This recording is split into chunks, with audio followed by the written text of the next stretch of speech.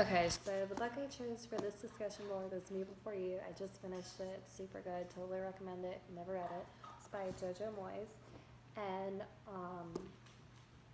after reading it, I just have a couple of points that I really thought were interesting after reading an author, like looking for like deeper things than just reading the book. So the first thing was the prologue. The prologue was at the very beginning of the book, and it was like a 3-year flashback before the story setting happened. And I just think including that added a lot of depth to the story, and you got to see a different side of like the main character as it was written, not like a first person tense. It was written as like a second person, so it was just like you got to see a different side of the character, and I just thought it was interesting that the author included that just to get the readers to see like more than just was presented in the story. So that was my first thing.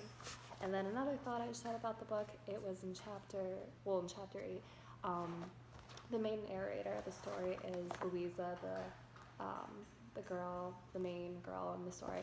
But then a little like into the book, there are a few chapters where characters' names are at the top of the chapter, like right here, and then they narrate the story. So in this chapter, chapter 8, Will's mother,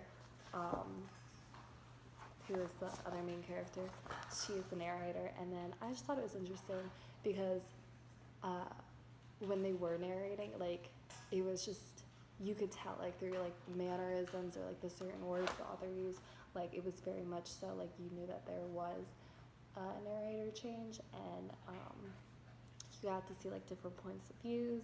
And then like the author really did, like, even though it's a book and it's not like a movie, like in my mind, like you could like, I could see like the actors being like acted out just through like that chapter. So it was really cool for me to like look at that. And then my last big thing was the ending of the book. If you haven't read it, sorry, here's a spoiler. But he dies in the end. Like her whole goal of the story was to save his life, and he ends up choosing to die. So when I first read that, I was like crushed, like no, no. But I think like the author making the story end the way it did, it was like a different spin. It wasn't your typical like happy ending, like the guy ends up with the girl. It was like, I think like just for that it added depth and like the whole meaning of the story, and like um, just like how it played out. Like his death got to benefit her in a way, and like it just it was interesting. It was just more than like the typical like love story, if that makes sense. So yeah, just like all those things, they just really stuck out to me. And again, I think it was a great book, and I definitely recommend it. Okay.